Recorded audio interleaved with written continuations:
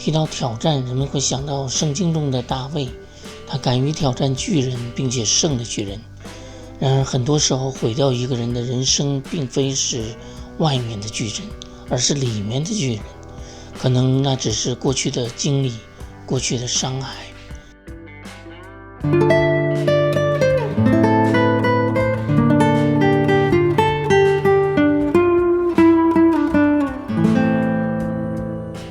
圣经讲述雅各的12个儿子后来成为以色列的12个支派，从这个家族中诞生过大卫、所罗门，还有耶稣基督。然而出乎人们的想象呢，这样一个被上帝祝福的家庭却发生过很黑暗的事情。圣经记录了那些事情的细节，就是约瑟被卖，他经历过为奴，经历过牢狱之灾，如果推算的话，他经历了13年的煎熬。用今天的眼光看，约瑟应该算作成功的人士，即使从信仰的角度，他的人生也同样是被人羡慕的，因为他得到上帝的喜悦。圣经说上帝与他同在，所以人们会问这样的问题：经历苦难就是人走向成功的必经之路吗？有句话说压力就是动力，不过我个人认为苦难是把双刃剑，它可以成为人奋发的动力，或者使人变得成熟老练，但也同样可以把人摧毁。在今天的世界上，我们看到很多人因为生命中的挫折受伤，而导致他们在精神上走向扭曲。据调查呢，美国校园枪击案很大程度上也和那些人曾经受到的伤害有关。举个正面的例子，有位美国马里兰州的女孩叫 Jessica Long， 她曾在2004年获得残奥会的3项金牌。她过去的经历就非常不好，她原是俄罗斯被遗弃的婴孩，后来呢还得到一种病，使得双腿呢必须被截肢。然而她后来被一位美国夫妇领养，最后被培养成为奥运金牌的获得者。所以谈到成功的秘诀呢，他是这样说的： I was raised in the right way， 意思是说他被正确的方式养育了。那么什么是正确的方式呢？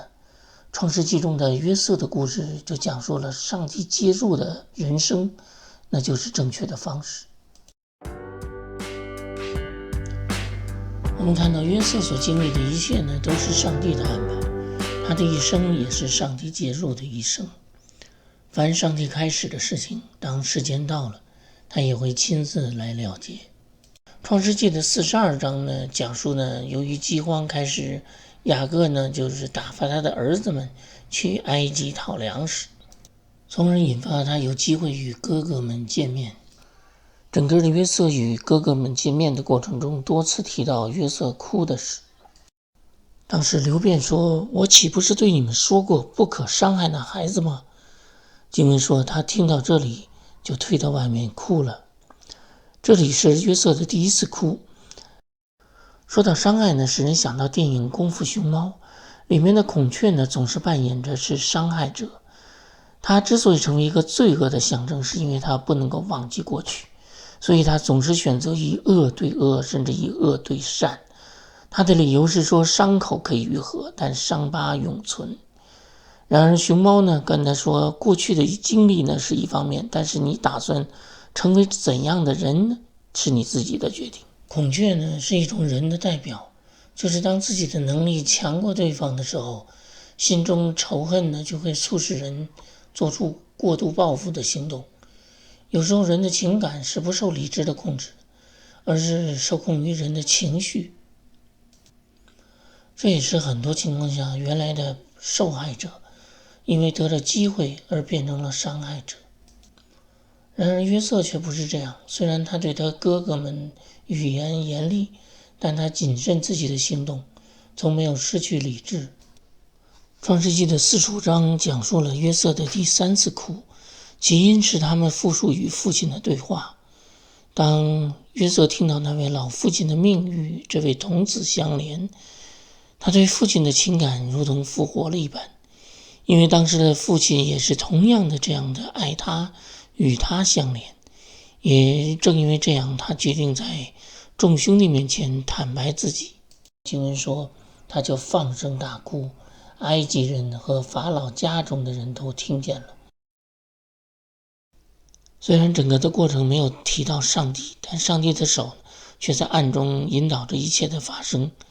为什么这么说呢？因为早在亚伯拉罕的时候，上帝就预言了这件事，就是预言他们要在埃及生活400年。也就是说，约瑟可以不表露自己的身份，让这些兄弟们可以定期的来这里取粮食，但那不是上帝的意思。同样的呢，那些哥哥们将最小的便雅悯带来，让约瑟见了，约瑟也可以不动声色地放他们回去，这件事也可以这样了结，但那也不是上帝的意思。整个故事呢，是因为雅各爱约瑟引发的哥哥们的嫉妒，但哥哥们呢原本是为了惩罚约瑟，但实际上却伤害了父亲。我们再来看看约瑟故事中他最后一次的哭。通常情况下呢，当父母死了呢，兄弟们之间要说一下如何处理财产。而这里呢，雅各死了，那些兄弟们的内心的恐惧却仿佛复活了。他们开始担心约瑟是否会开始报复他们。